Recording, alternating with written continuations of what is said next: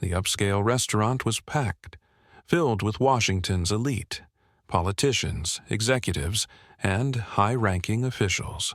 Laughter and conversation flowed over the soft clinking of silverware. At a corner table, FBI Chief Eleanor Carter, a commanding woman in her 50s with sharp eyes and an air of authority, was enjoying a rare evening out. Everything was going smoothly, until suddenly it wasn't. A piece of steak lodged in her throat. She coughed, once, twice. Then nothing. Her airway was completely blocked. Panic surged through her as her vision blurred. She gripped the edge of the table, knocking over a glass, but no one moved. People stared, their eyes wide with shock, but not a single person came to help. Her lungs burned. Just as her knees buckled and she felt herself slipping into darkness, a pair of small but firm arms wrapped around her from behind. Then, a sharp, powerful thrust. The piece of food shot from her throat, clattering onto the plate. She gasped, sucking in air like a drowning person breaking the surface. Her vision cleared, and she turned around to see who had just saved her life. Standing there, breathless and trembling, was a thin black boy, no older than 13, his clothes ragged, his hands dirty from the streets. His wide brown eyes searched hers, worried but determined. The restaurant was silent. Then someone scoffed. A well-dressed man near the bar muttered under his breath, loud enough for everyone to hear, "Of all people, a street rat?" Eleanor Carter snapped her head toward him, her FBI instincts sharper than ever. What she said next would leave the entire restaurant frozen. Before we continue the story, let us know, where are you watching from? Eleanor Carter slowly turned toward the man who had spoken, her piercing gaze locking onto him like a target. The restaurant was so quiet now that the soft hum of the air conditioning could be heard. The so-called Washington elite, who just moments ago were laughing and enjoying their expensive meals, now sat frozen, waiting to see what she would do. The man who made the comment, a middle-aged businessman in a tailored suit, his silver watch gleaming under the chandelier light, shifted uncomfortably in his seat. He had been confident when he sneered at the homeless boy. But now, under Eleanor's deadly glare, his arrogance wavered. Eleanor stepped toward him, her heels clicking against the marble floor, her breath still ragged from nearly dying just moments ago. "You," she said, her voice low but sharp enough to cut through the thick air of tension. "What did you just say?" The man swallowed, but forced a smug smirk. "I just found it ironic. The head of the FBI, saved by—" He gestured vaguely at the boy, wrinkling his nose. "Someone like him." Eleanor's nostrils flared, her jaw tightening. She turned back to the boy who had saved her, thin, malnourished, his hoodie too big for his small frame, his shoes nearly falling apart. She saw him flinch slightly, like he expected her to agree with the man, like he had heard this kind of insult too many times before. Eleanor took a step closer to the boy, placing a steady hand on his shoulder. Then she turned back to the restaurant, her voice ringing through the silent space. "Let me make something very clear," she said. "Every single one of you sat there and did nothing while I was choking to death. Not one of you moved. The guests shifted in their seats, embarrassed. No one argued, because she was right. But he," Eleanor squeezed the boy's shoulder gently, "was the only one brave enough to act." She let that sink in before turning back to the businessman. "And you?" She took a step toward him, her glare drilling into his. "You wouldn't even lift a finger to help, but you have the nerve to look down on the person who just saved my life." The man stammered, I didn't mean—" "Save it," Eleanor cut him off, "because he is twice the man you will ever be." The entire restaurant gasped. The businessman's face burned red with humiliation. He quickly looked away, suddenly finding his drink very interesting. Eleanor turned back to the boy, really looking at him now. His face was cautious, like he still didn't know if this was all real. "What's your name, kid?" she asked, softer now. He hesitated before answering. "Jamal." Eleanor nodded. "Jamal, do you have anywhere to go?" He hesitated again, then, with a quiet shake of his head, "No." Eleanor inhaled deeply, her decision already made. "Then you're coming with me." Jamal's eyes widened. The restaurant erupted into murmurs. The FBI chief, a woman of power, authority, and influence, was taking in a homeless black kid off the street. But Eleanor didn't care, because if no one else in this city was going to stand up for him, then she would. Jamal stood frozen, his breath caught in his throat. He had expected insults, had expected to be brushed aside, maybe even thrown out of the restaurant. But this, the FBI chief, one of the most powerful women in the country, was offering him a way out. He looked around. The restaurant's guests were still whispering among themselves, throwing disapproving glances in his direction. Some shook their heads, as if Eleanor had lost her mind. "Ma'am, with all due respect," a uniformed officer who had been dining nearby stepped forward, clearing his throat. "Are you sure this is a good idea? You don't know anything about this boy." Eleanor's eyes snapped to him. "I know enough," she said coolly, "but I know that while a room full of privileged cowards stood by and watched, he acted. I know that if he hadn't, I'd be dead." The officer fell silent, shifting uncomfortably under her sharp gaze. Eleanor turned back to Jamal. "Come with me," she repeated, softer this time. "You don't have to live like this anymore." Jamal opened his mouth, but no words came out. His mind was racing. What was the catch? People didn't just help kids like him. He had spent the past 2 years on the streets, sleeping in abandoned buildings, stealing scraps just to survive. He had learned early on that the world didn't give second chances to kids like him. And yet, Eleanor Carter was looking at him like he was worth saving. Jamal glanced down at himself, his torn hoodie, the dirt under his nails, the holes in his sneakers, and then back up at her. "Why?" His voice was barely above a whisper. Eleanor didn't hesitate. "Because I know what it's like to be underestimated." Something in her tone made Jamal believe her. Still, he hesitated. What if this was a mistake?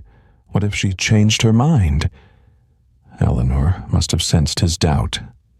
She pulled out a business card, placing it in his hand. "My driver is waiting outside," she said. "If you're ready, come with me now. If not..." She nodded toward the card. "That's my direct number. If you ever need help, call me." Jamal stared at the card. No one had ever given him a choice before. For the first time in years, he had a way out. And after one last glance around the room, he made his decision. "Okay." Eleanor gave him a firm nod. "Let's go." As she led him out of the restaurant, the entire room watched in stunned silence. And Jamal took his first step toward a future he never thought possible. The black SUV cruised through the city streets, the soft hum of the engine filling the silence inside. Jamal sat stiffly in the back seat, his hands resting on his lap, his fingers still clutching Eleanor's business card like a lifeline. Eleanor glanced at him through the rearview mirror. "You okay?" Jamal nodded quickly, though the truth was he wasn't sure what to feel. The car pulled up to a large townhouse in a quiet, upscale neighborhood. Jamal had never seen a house so clean. He hesitated before stepping out, feeling out of place against the polished driveway and towering entrance. Inside, the warmth of the home hit him immediately. The scent of fresh coffee and cedarwood filled the air. Unlike the cold, empty mansions he had sometimes broken into for shelter, this place felt lived in. Eleanor set her coat aside and turned to him. "You hungry?" Jamal hesitated, then nodded. She gestured toward the kitchen. "Go ahead. Whatever's in there is yours." Jamal's instincts screamed at him to grab as much as he could, shove it into his pockets for later. But something about the way Eleanor looked at him made him stop. This wasn't charity. She wasn't pitying him. She was treating him like he belonged here. As he grabbed a sandwich from the fridge, Eleanor took a seat at the dining table and opened her laptop. "I need to ask you something," she said, her voice careful. "What happened to your parents?" Jamal stiffened, sandwich halfway to his mouth. He didn't talk about that. But Eleanor didn't push. She simply waited, giving him space to decide. After a long moment, he swallowed and muttered, "My mom died 2 years ago." His voice was flat, but his grip on the sandwich tightened. Eleanor's gaze softened. "And your father?" Jamal clenched his jaw. "Gone. Just like that. One day, after his mom passed, he walked out and never came back." "Doesn't matter," Jamal said quickly. "He left." Eleanor exhaled slowly, nodding. Jamal shifted uncomfortably. "Why are you asking?" Eleanor turned the laptop toward him. The screen showed a database search with his name at the top. "Because something doesn't add up," she said. "I ran your name through the system, and guess what?" Jamal swallowed hard. "What?" Eleanor met his gaze. "You were never reported missing." His breath hitched. "What?" His voice was barely above a whisper. "No foster records. No police reports. Nothing." Eleanor's eyes darkened. "It's like the system just erased you." Jamal's hands clenched into fists. "So what does that mean?" Eleanor leaned back in her chair, studying him carefully. "It means someone didn't want you to be found." And for the first time in his life, Jamal realized his past wasn't just tragic. It was a mystery. Jamal stared at the glowing screen, his heart pounding in his chest. No missing person report, no foster records, no official trace of his existence. It didn't make sense. For 2 years, he had slept in alleys, scavenged for food, dodged the police, all while thinking the system had failed him. But now, it wasn't failure, it was something deliberate. Someone had erased him. Eleanor closed the laptop, her sharp gaze still locked onto him. "Jamal, listen to me carefully. There's only one reason why a child disappears from government records like this." Jamal swallowed hard. "Why?" "Because someone high up wanted them gone." A chill ran down his spine. Eleanor stood pacing the room. "This means one of two things. Either someone was supposed to take you into the system and didn't, or someone went out of their way to make sure you stayed invisible." Jamal sat frozen, a storm of emotions swirling inside him. All this time he had thought he was just another forgotten kid, that no one had cared. But now, the truth was worse. Someone had made sure he disappeared. Eleanor grabbed her coat. "We're going to find out who." Jamal frowned. "Wait, how?" She checked her phone, her jaw tightening. "I have contacts in government records. If there's something buried, we'll find it." Jamal hesitated. "And what if we don't?" Eleanor turned to him, her expression unreadable. "Then we figure out why they wanted to erase you." They arrived at a secure government facility an hour later. Eleanor led Jamal inside, flashing her badge to the guards. A middle-aged man in a rumpled suit greeted them at the records department. His name tag read, "Agent David Langley." "Eleanor, what the hell are you dragging me into?" Langley whispered, eyeing Jamal. "I need a deep pull on this kid's records," Eleanor said, sliding a flash drive across the desk. "Birth certificate, school records, child services, everything." Langley sighed. "You know I could lose my job for this." Eleanor folded her arms. I just found out that a homeless 13-year-old saved my life, and the government doesn't even acknowledge his existence. So I don't care about your job, Langley. I care about his life. Langley cursed under his breath and plugged in the flash drive. The screen flickered, documents scrolling by. Birth records, medical files, police reports. Then, suddenly, the screen glitched. Langley frowned. That's weird. What? Eleanor asked, leaning in. There's a lock on this file, a federal-level security restriction. Jamal's stomach dropped. What does that mean? Langley hesitated before answering. It means someone with serious government power doesn't want this file opened. Silence. Jamal's throat went dry. Eleanor's jaw clenched. And then Langley whispered, Eleanor, this is way bigger than you think. Eleanor's eyes narrowed. Langley, who has access to these files? Langley hesitated, his fingers hovering over the keyboard. This level of restriction, we're talking top federal clearance, FBI directors, intelligence agencies, and politicians. Jamal felt his stomach twist. Why would someone that powerful care about erasing a kid like him? Langley ran a few commands, his face darkening. Then finally, he cursed, "Damn it!" He looked up at Eleanor. The access logs have been scrubbed. Someone not only locked this file, but they also wiped any record of who did it. Eleanor's jaw clenched. This wasn't just some bureaucratic oversight. This was intentional. Jamal could feel his heartbeat in his ears. So, what now? Eleanor took a deep breath. Now? We find out who's trying to keep you hidden. Langley hesitated. Eleanor, you don't understand. Whoever did this has power. If you dig too deep, you might not like what you find. Eleanor's expression hardened. If they're powerful enough to erase a child, then they're powerful enough to be held accountable. Langley sighed but nodded. I'll keep looking. But be careful. If they find out you're poking around, he shot a glance at Jamal, they won't like it. That night, as Eleanor and Jamal drove back, the weight of the discovery pressed on them. Jamal stared out the window, his mind racing. He had spent years thinking he was just another abandoned kid, but now someone had wanted him gone, someone powerful. Eleanor glanced at him. You okay?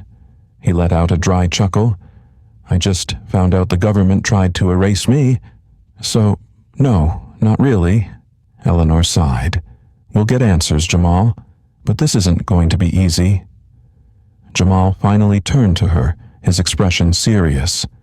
I don't care how hard it is. I want to know the truth. Eleanor nodded.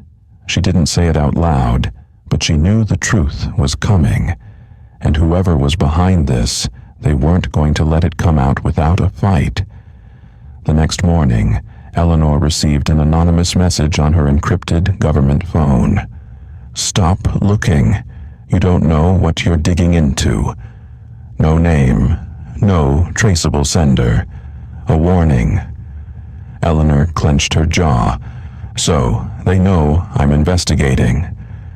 She immediately went to check on Jamal, finding him in the study, flipping through a thick book on law enforcement procedures. His expression was intense, his fingers gliding over the pages like he was absorbing every word. You're up early, she said. Jamal glanced up. Didn't sleep much. Figured I should learn something. Eleanor raised an eyebrow, stepping closer. That's an FBI manual. Jamal shrugged. It was on the shelf. She took a seat across from him. Jamal, why are you reading this? He hesitated. I guess I want to understand how this works, how the system that erased me should have protected me. Eleanor studied him.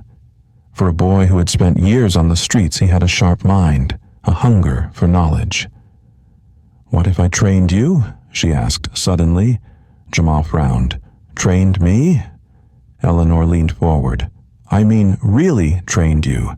Not just self-defense, but how to think like an agent, how to track information, uncover secrets, and defend yourself. Not just physically, but legally. Jamal sat up straighter. You do that? Eleanor nodded. You saved my life, Jamal, and I think you're capable of a hell of a lot more than just surviving. Something flickered in his eyes. Hope. Purpose. For the first time in years, he wasn't just reacting to life. He was preparing to fight back. And soon, he was going to need every skill she could teach him. Because whoever was behind his erased past, they were coming. Jamal trained harder than he ever had in his life. For weeks, Eleanor drilled him. Self-defense, tactical thinking, how to analyze threats, even how to read people like an agent. And then, the first real attack came. Late one night, Eleanor's security system triggered an alert. Someone had tried to breach the house's network. A professional hacker. Within seconds, Eleanor's phone buzzed. A second warning. Last chance. Drop this, or you won't live to regret it. Eleanor tightened her grip on the phone. They just made their biggest mistake. She tracked the breach, tracing it to a private firm with government ties, a name she recognized immediately. Senator Richard Calloway. Jamal saw her expression darken. Who is that? She turned the laptop screen toward him. A powerful politician, deep in federal intelligence. A man with enough influence to wipe a child from existence. And now, he was trying to silence them. Jamal's fists clenched. He did this to me? Eleanor nodded. Looks like it. But we don't have enough proof yet. Jamal's mind raced. If Calloway had erased his records, there had to be a reason. And then it clicked. What if I wasn't supposed to be erased? Jamal said suddenly. What if I was supposed to be dead? Eleanor's breath caught. She had seen cases like this before. The system didn't just lose kids by accident. Someone must have wanted him gone permanently. They needed proof. Fast. Eleanor and Jamal worked through the night, digging deeper. And then they found it. A classified report buried under false government records. Jamal wasn't just a homeless kid. He was the son of a former federal agent. His mother had worked undercover, investigating a corruption case involving Calloway. And when she got too close to the truth, she was killed. Jamal had witnessed something. Something powerful men didn't want getting out. That's why his records were erased. If no one knew he existed, no one would ask questions. Jamal sat back, his hands shaking. My mom was murdered, and they tried to make sure I never found out. Eleanor placed a steady hand on his shoulder. But you did find out. And now, we're going to make them pay. Eleanor moved fast. By morning, Calloway's crimes were no longer buried. She used every connection she had. Press leaks, FBI whistleblowers, official reports. The truth hit the media like a bomb. Senator Calloway, under investigation for corruption and murder, cover-up. The backlash was instant. Calloway tried to deny everything, but evidence piled up fast. Within 48 hours, he was arrested. Jamal watched it happen live on TV. The man who erased him, who tried to erase his mother's sacrifice, was finally paying for it. And for the first time, Jamal didn't feel invisible. He felt seen. Weeks later, Eleanor sat across from Jamal at the same dining table where this all began. What now? He asked. Eleanor smiled. That's up to you. For the first time in his life, he had a choice. And after everything he had been through, there was only one path forward. I want to help people, Jamal said. Like you helped me. Eleanor nodded. Then let's get to work. As he stepped into the FBI training facility alongside Eleanor, Jamal knew. He wasn't just a forgotten kid anymore. He was the future. Jamal's story wasn't just about survival. It was about defiance, justice, and proving that no one is truly invisible. From a homeless, forgotten boy to someone who took down one of the most powerful men in the country, his journey was proof that doing the right thing always matters. But this was just the beginning. What did you think of Jamal's story? Would you have trusted Eleanor like he did? Let's discuss in the comments. If you love powerful, inspiring stories like this, make sure to like, share, and subscribe for more. Because sometimes, the smallest act of courage can change everything.